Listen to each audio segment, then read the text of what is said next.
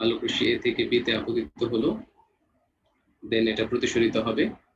প্রতিসরণের প্রকৃতি দেখে আমরা বুঝতে পারতেছি যেটা হালকা থেকে ঘনতে যাচ্ছে। এটা হচ্ছে হালকা, বিটা হচ্ছে ঘন।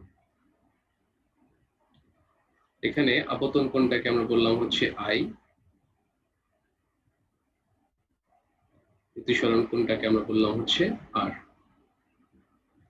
তাহলে স্নেল সাহেব বলেছিলেন যে এ মাধ্যমের সাপেক্ষে বি মাধ্যমে যে প্রতিসরণাঙ্ক,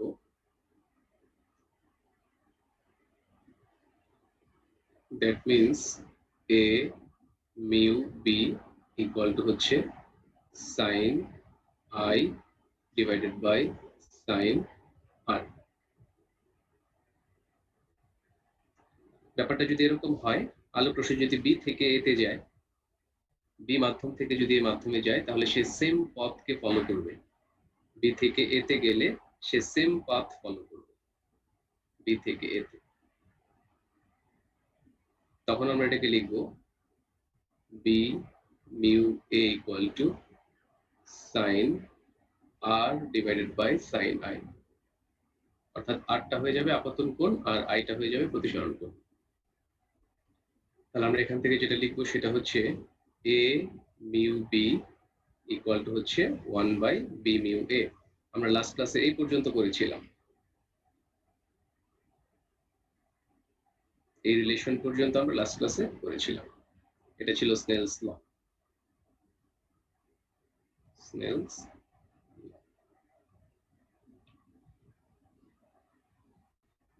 এখন এখানে যে এ মিউ বিটা দেখা যাচ্ছে, এ মিউ বি, এই এ মিউ বিটাকে আমরা বলি এ মিউ বি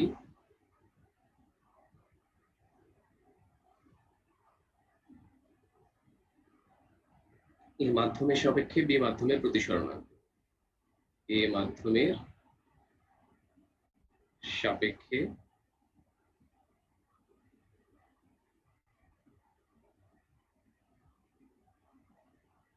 বি মাধ্যমের প্রতিসরণাঙ্ক, সরাঙ্ক বা সরণাঙ্ক। আবার বি মিউ এ হলে ওটাই যাবে, অর্থাৎ আলো যে মাধ্যমে যাবে প্রতিসরণাঙ্কটা হবে সেই মাধ্যমে। আলো যে মাধ্যমে যাবে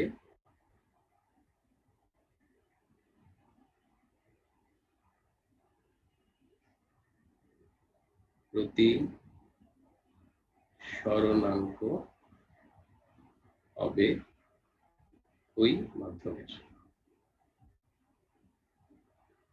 আর যে মাধ্যম থেকে যাবে প্রতিসরণাঙ্ক হবে তার সাপেক্ষে। যে মাধ্যম থেকে যাবে প্রতিসরণাঙ্ক হবে ওই মাধ্যমের সাপেক্ষে, ওই মাধ্যমের সাপেক্ষে।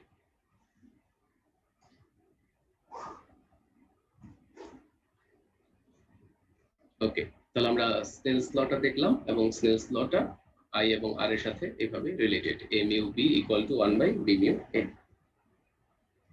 এখানে প্রতিসরণাঙ্ক কি কি বিষয়ের উপর নির্ভর করে সেটা আমি একটু পরে দেখাচ্ছি।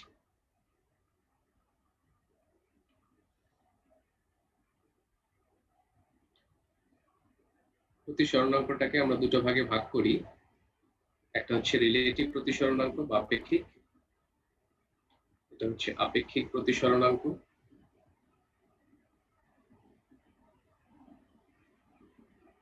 সরি, পরম প্রতিসরণাঙ্ক দেখাই। প্রথমটাকে আমরা বলবো হচ্ছে পরম প্রতিসরণাঙ্ক, পরম প্রতিসরণাঙ্ক।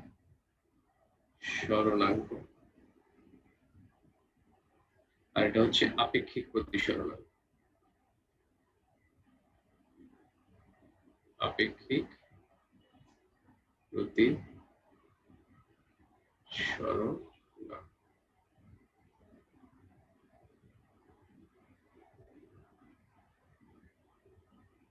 এখন এটা যদি এ হয়, এটা বি।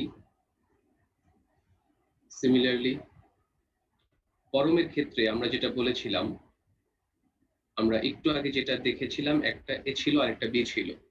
এই মাধ্যমটা এ, এই মাধ্যমটা বি। পরম প্রতিসরণকের ক্ষেত্রে এই মাধ্যমটা, যে মাধ্যমের সাপেক্ষে আমরা ক্যালকুলেট করব, সেই মাধ্যমটাকে আমরা বলবো হচ্ছে শূন্য বা বায়ু। এটাকে আমরা বলবো হচ্ছে শূন্য মাধ্যম, শূন্য বা বায়ু। কেন শূন্য বা বায়ু বললাম? দুটোর জন্যই প্রতিসরণাঙ্ক অলমোস্ট 1 হয়ে যায়, মিউ এর মান 1। শূন্য বা বায়ু মাধ্যমের প্রতিসরণাঙ্ক 1।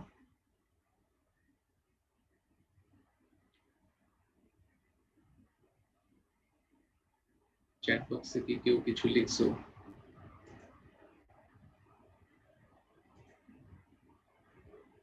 আগের স্লাইডটা আচ্ছা দেখাচ্ছি।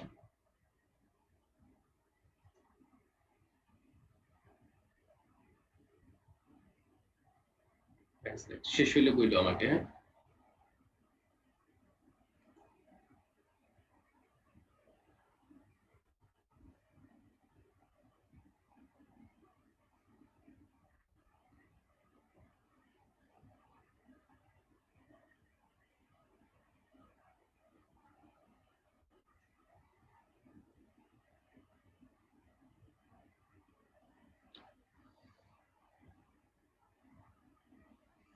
এই কনসেপ্টটা আমি পরে বলতেছি।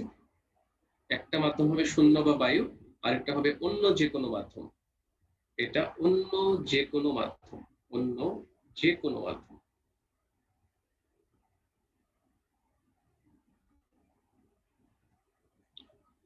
এই অন্য যে কোনো মাধ্যমটাকে আমি বি বললাম।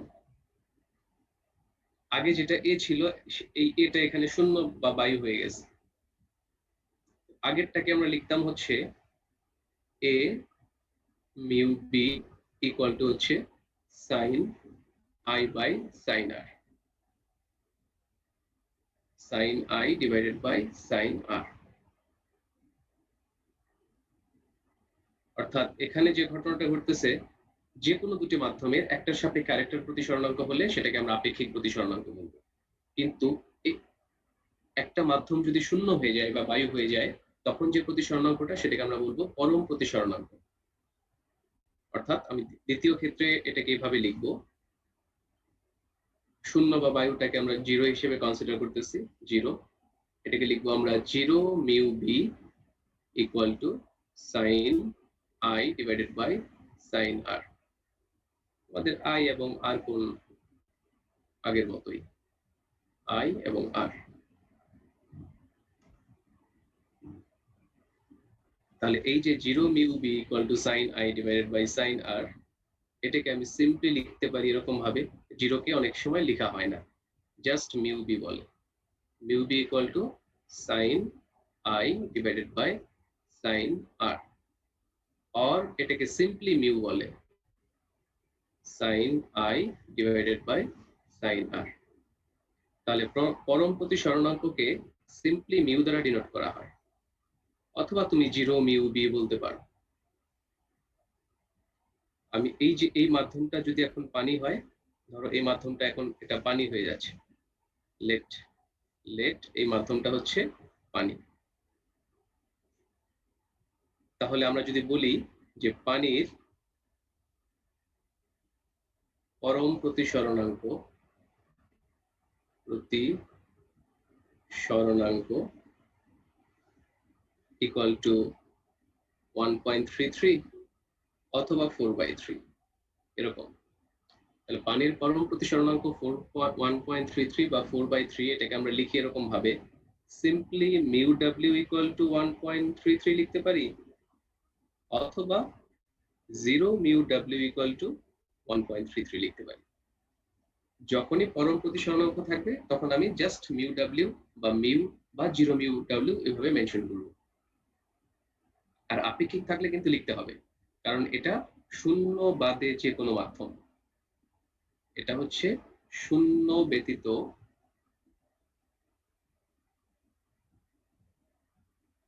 যে কোনো মাধ্যম।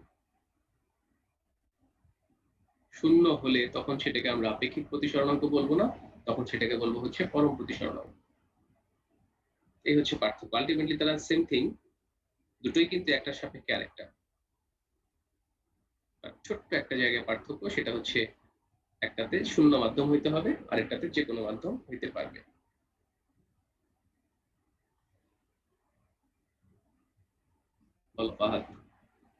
স্যার এখানে বায়ুর মানে যে আমরা প্রতিসরণক শূন্য ধরে নিলাম, কিন্তু স্যার বায়ু কি আসলে শূন্য নাকি শূন্য আমরা ধরে নেই, শূন্য ধরে নেই। বায়ু বা শূন্য মাধ্যমের প্রতিসরাঙ্ক হচ্ছে 1। আমি এটা শূন্যটা বলছি, মাধ্যমটা শূন্য, 0। বায়ু আমরা বা ধরে নিচ্ছি যে না বায়ুতে না তো না পার্টিকেল আছে। বায়ু এবং শূন্য দুটোরই প্রতিসরাঙ্ক কাছাকাছি, অলমোস্ট আচ্ছা 1। এই জন্যই শূন্য লিখছি বা বায়ু লিখছি, সমান না বাট কাছাকাছি। Okay sir.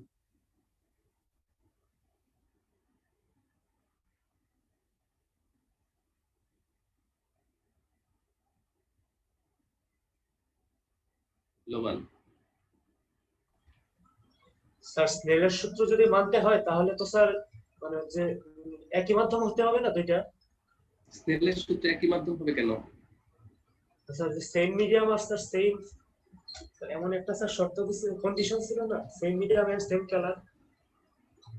একজোড়া নির্দিষ্ট রঙের আলো এবং মাধ্যমের জন্য এরকম ছিল। মাধ্যমটা কি স্যার সেম হবে? সেম হলে তো প্রতিসরণই হবে না। মানে এই কথাটার মিনিং আগে দেখো।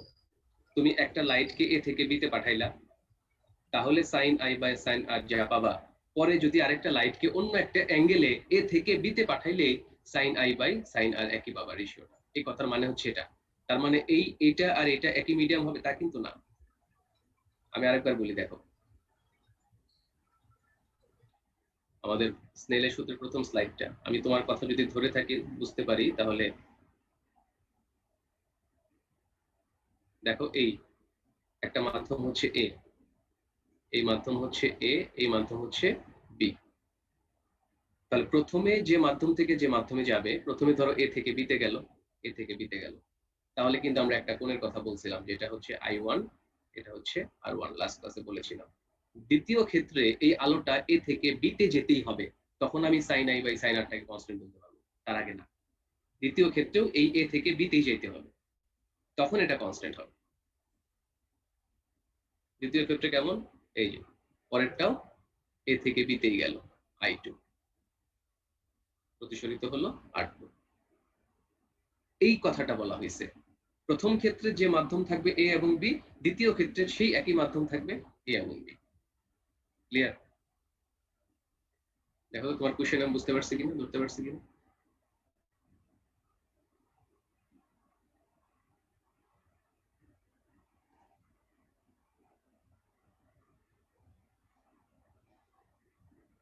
তুমি কি আবার আনমিউট হয়ে গেছো? ওকে, ঠিক আছে।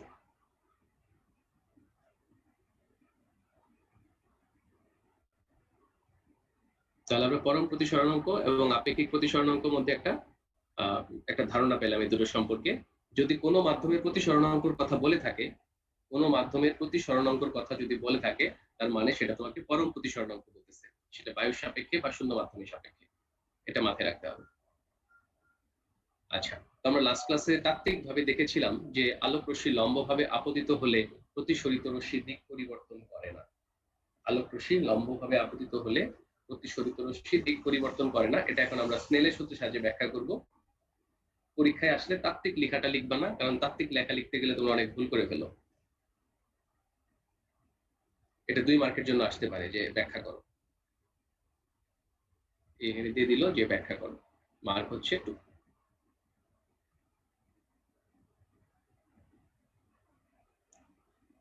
লম্বভাবে আপতিত হলো, সেটা দিক পরিবর্তন না করে সোজাসুজি চলে যাবে, যদিও মাধ্যম আলাদা, একটা এ একটা বি। এটা হালকা হোক ঘন হোক, অথবা ঘন হালকা হোক, হালকা ঘন বা ঘন হালকা, যাই হোক না কেন, সে দিক পরিবর্তন করবে না। স্নেলের সূত্র কি বলে? স্নেলের সূত্র বলে হচ্ছে এ মিউ বি ইকুয়াল টু হচ্ছে sine I divided by sign R. লম্বভাবে আপতিত হচ্ছে, তার মানে আই এর মান কত?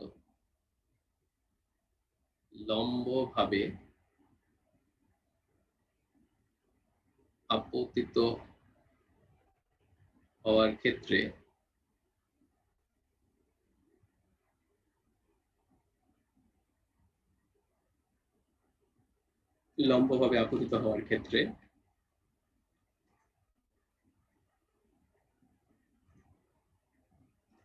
আইটা হবে 0 ডিগ্রি।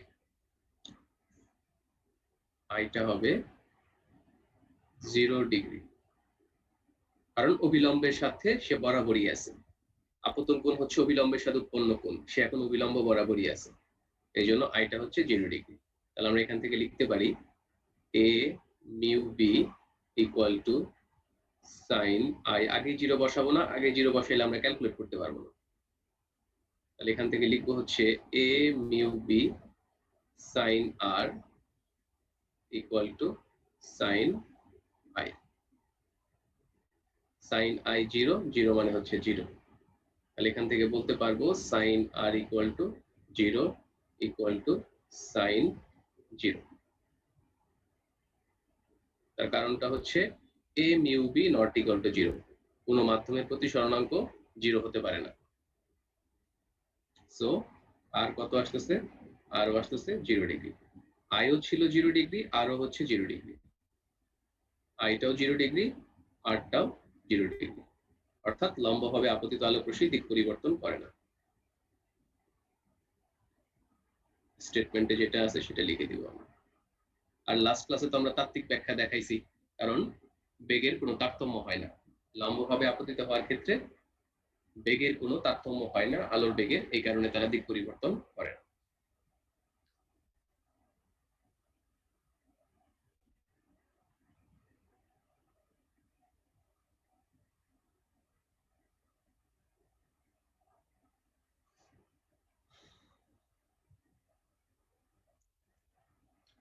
তো আমরা নেক্সট টপিকসে যাচ্ছি। যদি এটা শেষ হয়ে থাকে সবার, 1 মিনিট সময় দিচ্ছি।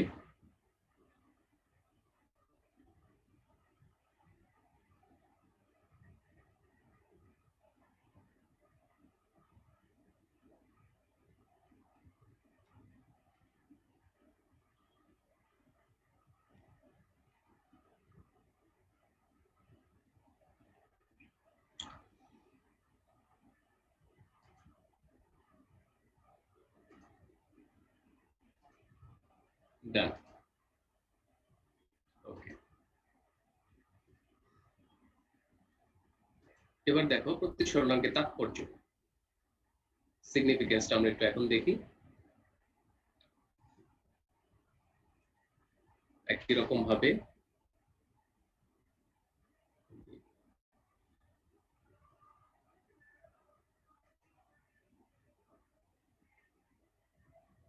এটা হলো এ, এটা হলো বি, আই আর। তাহলে আমরা এ বি বি যেটা বলতেছি সাইন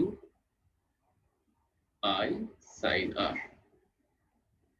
ইকুয়েশন দেখে মনে হইতে পারে এই যে বি মাধ্যমের প্রতিসরণাঙ্কটা আছে, বা সিম্পলি এটা যদি শূন্য হয়,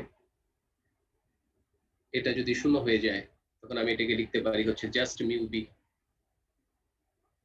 equal to sign I by sign R.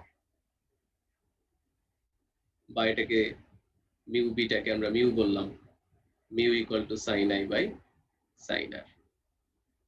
মিউটা কি? বি মাধ্যমের প্রতিসরণাঙ্ক, বি মাধ্যমের প্রতিসরণাঙ্ক। আমরা এটাকে শূন্য ধরলাম।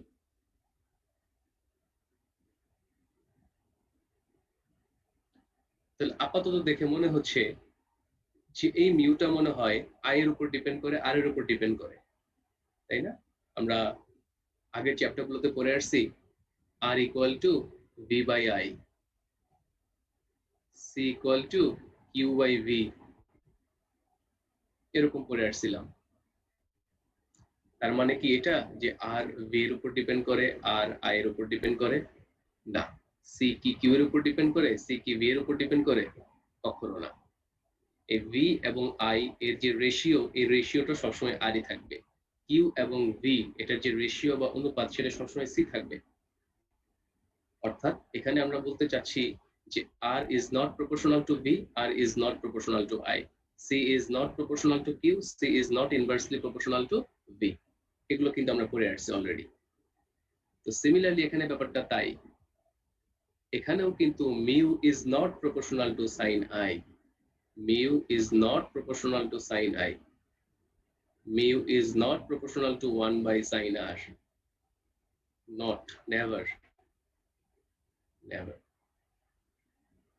এই sin I by sign r এর যে রেশিওটা আছে, আই চেঞ্জ হলে আর চেঞ্জ হবে, আই চেঞ্জ হলে সাইন আই চেঞ্জ হবে, আর চেঞ্জ হলে সাইন আর চেঞ্জ হবে, বাট তাদের রেশিওটা সেম থাকবে, সেম হয়ে মিউ থাকবে।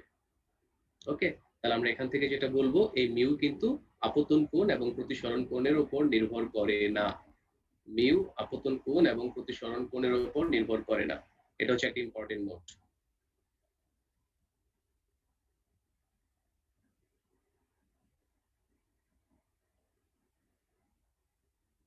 মিউ আপতন কোণ,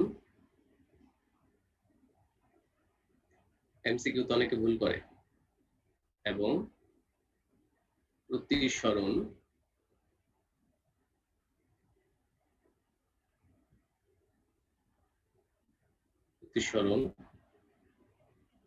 কোণের উপর নির্ভর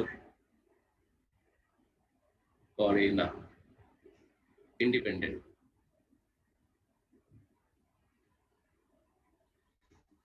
তাহলে মিউ কার উপর নির্ভর করে? মিউ কার উপর নির্ভর করে? মিউ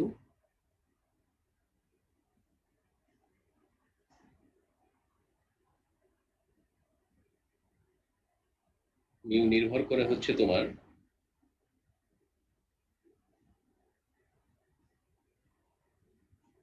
এই যে মাধ্যম দ্বয় দেখতেছো, মাধ্যম দ্বয়ের উপর, মাধ্যম দ্বয় এবং আলোর বর্ণ, আলোর বর্ণ এটার উপর নির্ভর করে।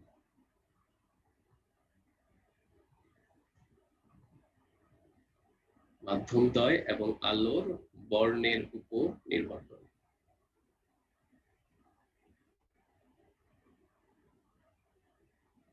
লাল আলোর জন্য যে প্রতিসরণ অঙ্কটা পাবো, নীল আলোর জন্য সেরকম পাবো না, হলুদ আলোর জন্য আলাদা হয়ে যাবে।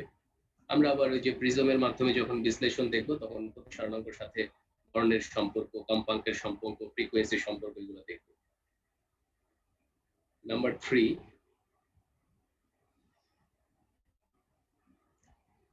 কোন একটা মাধ্যমের মিউ যত বেশি, মিউ এর মান বেশি হলে, মিউ এর মান যদি বেশি হয়, সেই মাধ্যমটার আলোকীয় ঘনত্ব তত বেশি। মিউ বেশি মানে মাধ্যমের আলোকীয় ঘনত্ব,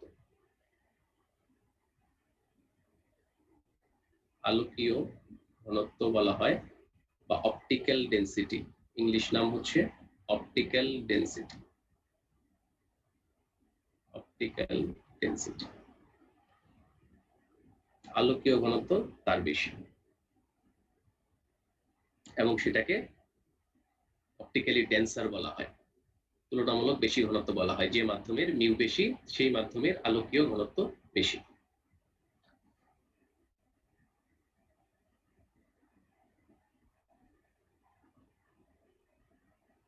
এখন এখানে যে আলোকীয় ঘনত্বটা বললাম, এই আলোকীয় ঘনত্ব আর ন্যাচারাল আমরা যে ঘনত্বের কথা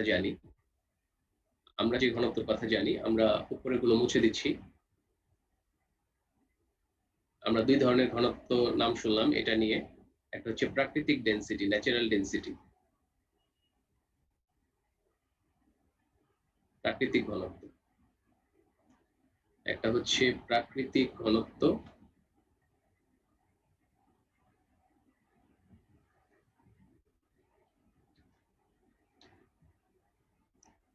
প্রাকৃতিক ঘনত্ব যেটাকে আমরা রো দ্বারা প্রকাশ করি, আর এটা হচ্ছে আলোকীয় ঘনত্ব, আলোকীয় ঘনত্ব। প্রাকৃতিক ঘনত্ব হচ্ছে একক আয়তনে পদার্থের পরিমাণ, এটা হচ্ছে ন্যাচারাল ডেনসিটি। আর আলোকীয় ঘনত্ব হচ্ছে যে মাধ্যমে আলোর বেগ বেশি, সেই মাধ্যম অপটিক্যালি কি হবে, ডেন্সার হবে, সেই মাধ্যমে বেশি ঘন হবে। তাহলে প্রাকৃতিক ঘনত্ব যেটা, ধরো নাম্বার 1 আমি একটা এক্সাম্পল দিচ্ছি, পানি। পানির প্রাকৃতিক ঘনত্ব হচ্ছে 1000 কেজি পার মিটার কিউব। আর পানির আলোকীয় ঘনত্ব হচ্ছে 800 KG per metre cube.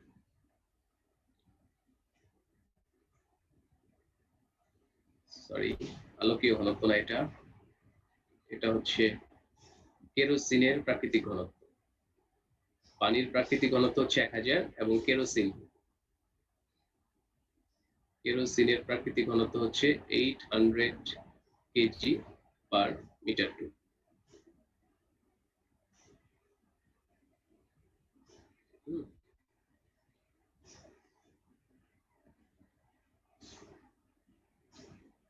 But দেখা যাচ্ছে যে নরমাল অবস্থায় আমরা বলি হচ্ছে পানি অপেক্ষা কেরোসিন এর ঘনত্ব কম, বা পানির ঘনত্ব কেরোসিনের ঘনত্ব থেকে বেশি। এই ঘনত্বটাকে বলা হচ্ছে প্রাকৃতিক ঘনত্ব।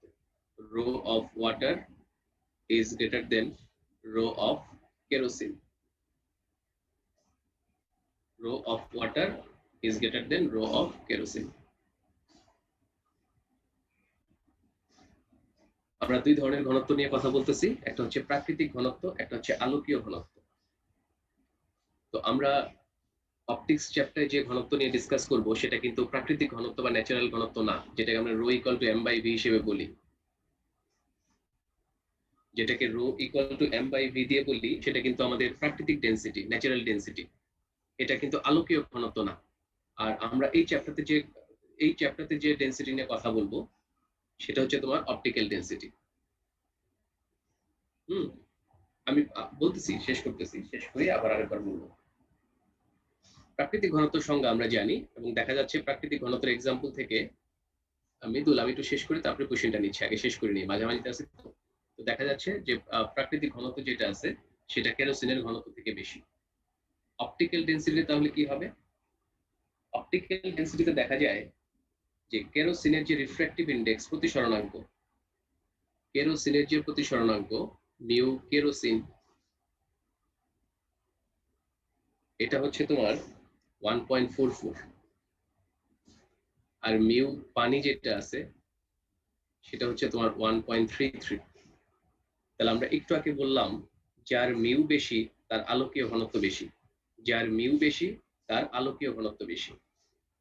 অর্থাৎ দেখা যাচ্ছে যে মিউ যেহেতু কারটা বেশি, কেরোসিনেরটা বেশি, তার মানে এটা অপটিক্যালি ডেন্সার। এটা হচ্ছে আলোর সাপেক্ষে ঘন মাধ্যম, আলোর সাপেক্ষে ঘন মাধ্যম। আর পানিটা হচ্ছে আলোর সাপেক্ষে হালকা মাধ্যম। কিন্তু নরমাল প্রাকৃতিক ঘনত্ব বিচারে পানি কিন্তু ঘন, কেরোসিন কিন্তু হালকা। প্রাকৃতিক ঘনত্বের বিচারে দেখো, প্রাকৃতিক ঘনত্বের বিচারে পানি হচ্ছে ঘন, কেরোসিন হচ্ছে হালকা। কিন্তু আলোকীয় ঘনত্বের বিচারে যেহেতু কেরোসিনের প্রতিসরণাঙ্ক বেশি 1.44, এই জন্য কেরোসিনটাকে আমরা বলতেছি ঘন মাধ্যম এবং পানিটাকে বলতেছি হালকা মাধ্যম, কার রেসপেক্টে? আলোকীয় ঘনত্ব অনুযায়ী, অপটিক্যাল ডেনসিটি অনুযায়ী। তাহলে আমরা আলোকীয় ঘনত্বের ব্যাপারটা এখান থেকে অ্যানালাইসিস করতে পারলাম। এবার বলো আলোর ভেলোসিটি কোন মাধ্যমে বেশি হবে? আলোর ভেলোসিটি, আলোর বেগ কোন মাধ্যমে বেশি হবে? আচ্ছা, কোশ্চেনটা আগে নিয়ে নিচ্ছি, দাঁড়াও। কেউ একজন কোশ্চেন করছিল।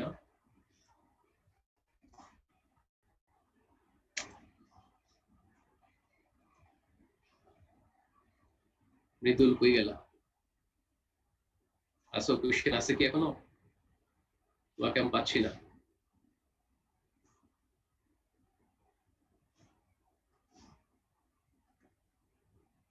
আমরা ক্লাস 9-10 পড়ে আসছিলাম যে আলোর বেগের সাথে প্রতিসরণাঙ্কের যে সম্পর্কটা, যেটা হালকা মাধ্যম, আলোর সাপেক্ষে যেটা হালকা সেই মাধ্যমে আলোর বেগটা বেশি। অর্থাৎ এই যে 1.33 প্রতি স্বর্ণাঙ্কের মাধ্যমে আলোর বেগটা বেশি আর কেরোসিনে আলোর বেগটা কম।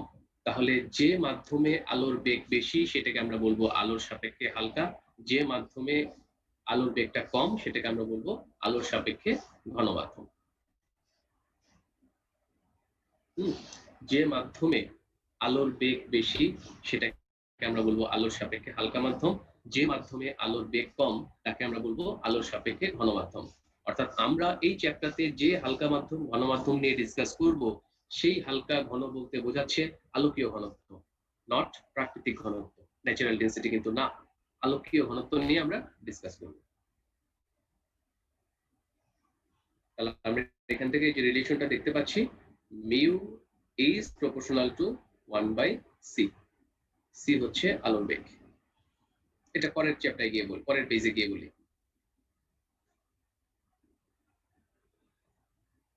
অ্যাবসেন্ট লিস্ট গুলো দিয়ে দিও, অ্যাবসেন্ট লিস্ট চেক বক্সে।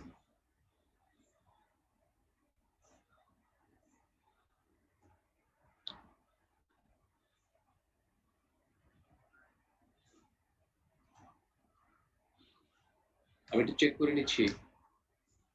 নাম্বার 1 0 5 1 0 28 31 43 61 71 76 84 100 108 এদের মধ্যে কেউ প্রেজেন্ট? প্রেজেন্ট থাকলে বলো, রিজভি বলো। আচ্ছা স্যার, মানে এই মাধ্যমটা কিসের উপর নির্ভর করে? মানগুলা তো আমরা কিসের বিচারে আমরা এই মানগুলো পেলাম? সব কি অবজারভেশন? আলোর বেগের বিচার, আলোর বেগ, আচ্ছা, আলোর বেগটা অবজার্ভ করা হচ্ছে কোন বেশি সেটার উপর ডিপেন্ড করে অপটিক্যালি ডেন্সার বলা হচ্ছে বা রেয়ারার বলা হচ্ছে। Okay sir.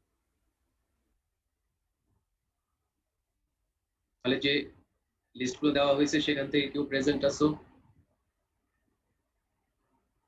No present. শেষ করি, হ্যাঁ, নাহলে ই করতে পারবো না। একটু পরে কোশ্চেন নেই, আশা করি এর থেকে কোশ্চেন থাকার কথা না।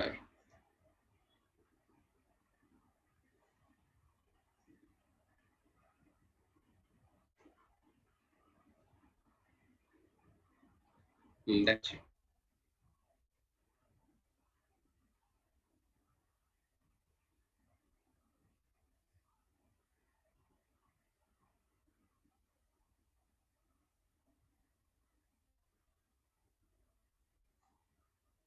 স্ট্যান্ডার্ডটা শূন্য মাধ্যম।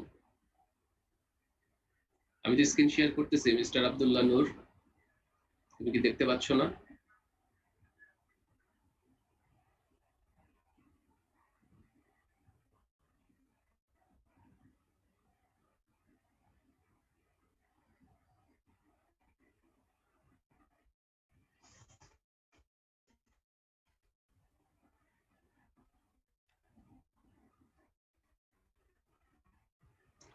আচ্ছা, এবার তো স্বর্ণাঙ্কের সাথে হালকা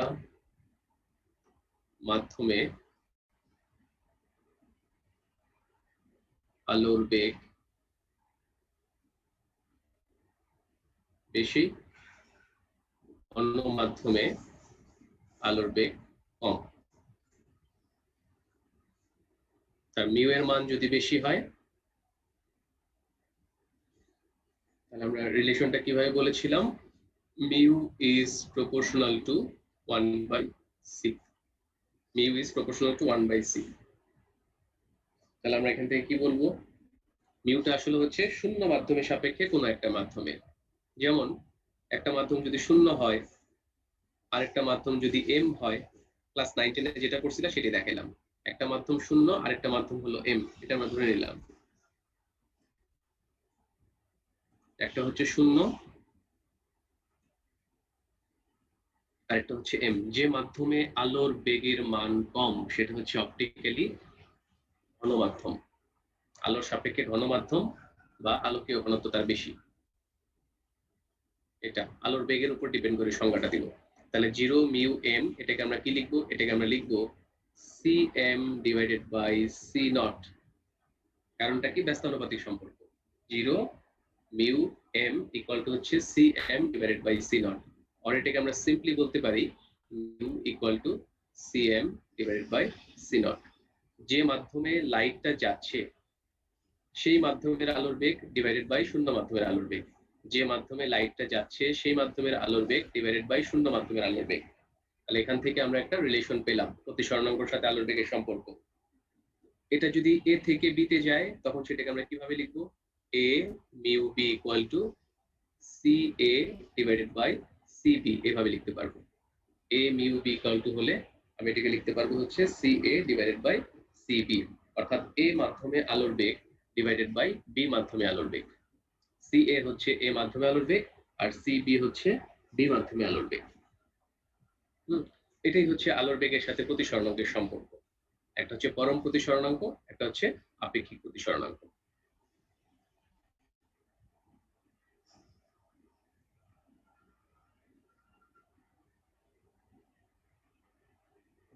cb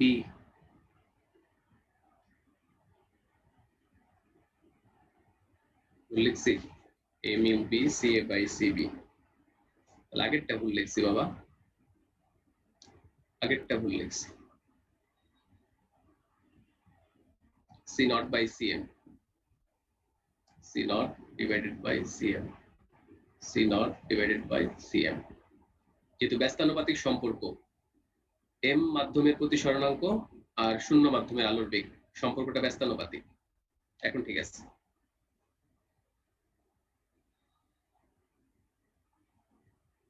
এটা নিয়ে আরেকটু পরে ছোট্ট একটা অপারেশন করব।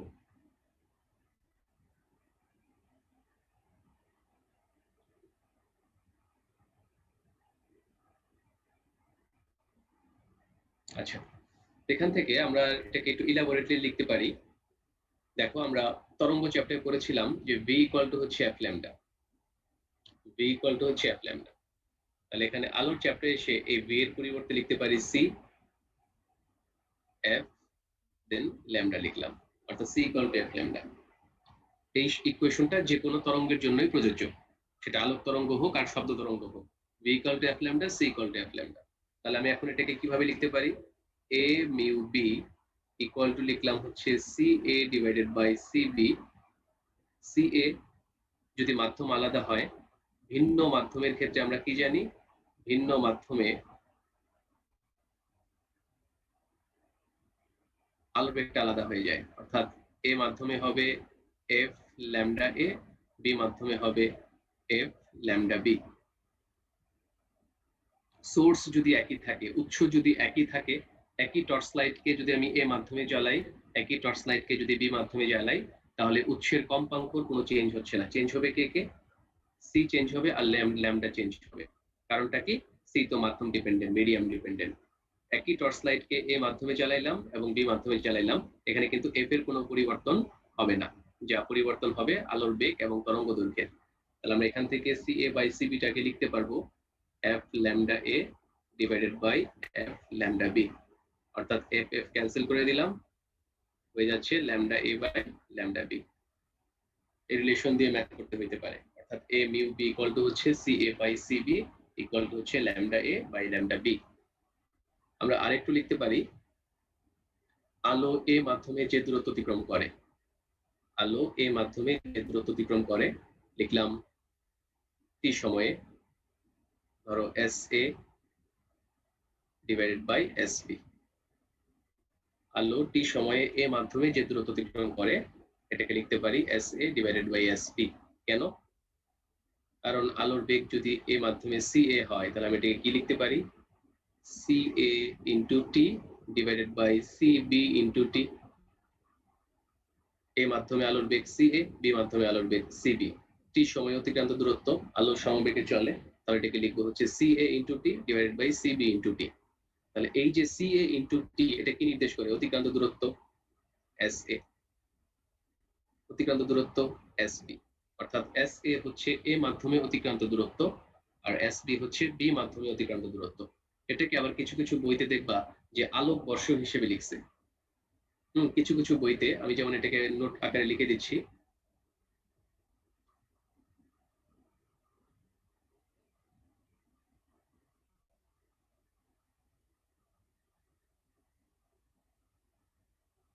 এস এটাকে বললাম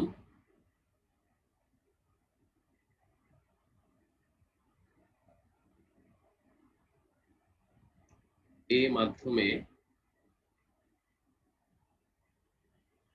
আলোর টি সেকেন্ডে অতিক্রান্ত দূরত্ব। এস বিটাকে বললাম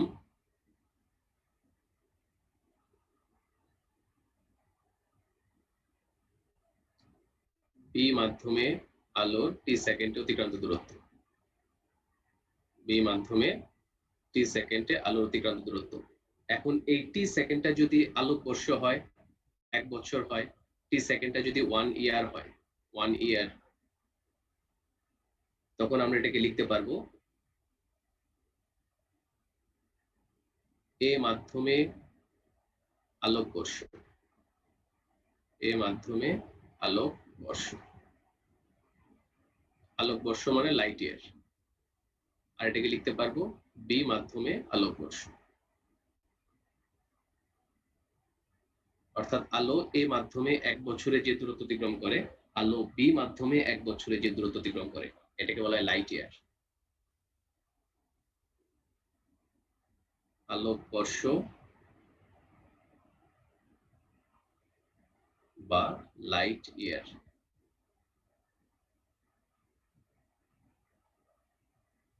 আলো 1 বছরে কোনো মাধ্যমে যে দূরত্ব অতিক্রম করে, যে দূরত্ব অতিক্রম করে। তাহলে মাধ্যম পার্থক্য হলে এটা পার্থক্য হয়ে যাবে, কারণ বেগের পরিবর্তন হবে। কত দূরত্ব অতিক্রম করতে পারে? ধরো শূন্য মাধ্যমে s not equal two ct। c কত? 3 × 10⁸। t কত? 365 দিন। একদিন সমান কত সেকেন্ড? ৮৬,৪০০ সেকেন্ড। 365 দিন, আচ্ছা, ইন্টু 24 দ্বারা মাল্টিপ্লাই করতে হবে, তাই না? 24 × ৮৬,৪০০, 24 × ৮৬,৪০০। তাহলে আমরা আলোক বর্ষটা কিসে পাবো? মিটারে পাবো। তো তোমরা নরমালি কিলোমিটারে অ্যান্সারটা নিয়ে আসতে পারো। এটা ফিক্সড একটা ভ্যালু আছে, দেখো কত আসে, আমার মনে নেই।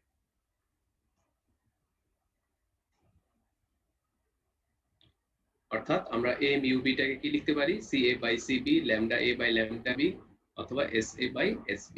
এসটা হচ্ছে অতিক্রান্ত দূরত্ব হতে পারে, বা আলোক চ্যাপ্টারের একটা ইম্পর্টেন্ট টার্ম, সেটা আলোক বর্ষ দ্বারাও আমরা এটাকে ডিনোট করতে পারি।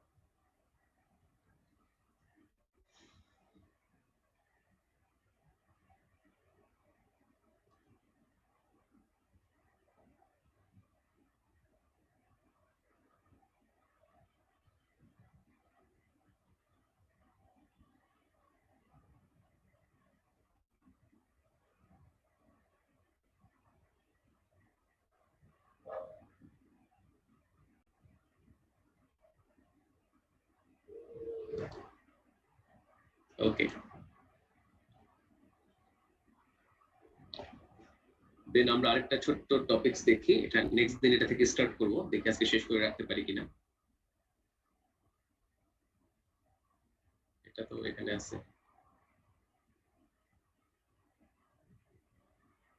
কতগুলো সমান্তরাল মাধ্যমে আলোর প্রতিসরণ?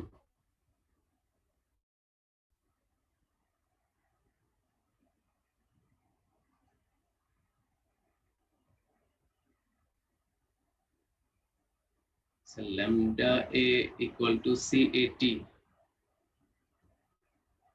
Lambda a equal to CAT। আচ্ছা,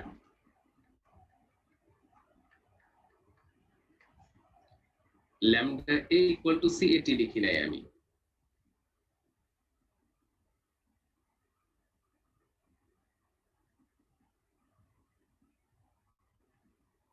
এখানে যে ঘটনাটা বলছি আমরা, ল্যামডা তো তরঙ্গ দৈর্ঘ্য, ল্যামডা তরঙ্গ দৈর্ঘ্য। এখন CA উপরে নিচে আমি টি দ্বারা মাল্টিপ্লাই করতে পারি কিনা, যেহেতু CA/CB আছে। উপরে নিচে টি দ্বারা মাল্টিপ্লাই করলে সেটা কি হয়ে যায়? সেটা হয়ে যায় অতিক্রান্ত দূরত্ব, সেটাকে লিখছি আমি s a by s b, মানে ল্যামডা এ থেকে আমি এখানে আসি নাই। আমি এখানে আসছি জাস্ট উপরে নিচে টি দ্বারা মাল্টিপ্লাই করে দিছি। উপরে নিচে টি দ্বারা মাল্টিপ্লাই করার পরে কি হয়েছে, সিএটি সিবিটি, টি সেকেন্ডে এ মাধ্যম অতিক্রান্ত দূরত্ব ডিভাইডেড বাই টি সেকেন্ডে বি মাধ্যম অতিক্রান্ত দূরত্ব। এটাকে বলছি আমি এ মাধ্যম অতিক্রান্ত দূরত্ব দেখো এস এ, আর বি মাধ্যম অতিক্রান্ত দূরত্ব এস বি। আবার যদি এই দূরত্বটা টি সেকেন্ডে না হয়, একটা পার্টিকুলার টাইম 1 বছরে হয়, তখন আমি এই এস এটাকে বলতে পারি এ মাধ্যমে আলোকবর্ষ, আর এস বিটাকে বলতে পারি বি মাধ্যমে আলোকবর্ষ। ওকে, ঠিক আছে, আমাদের জন্য টাইম শেষ, আমরা বাকিটুকু নেক্সট ক্লাসে স্টার্ট করব।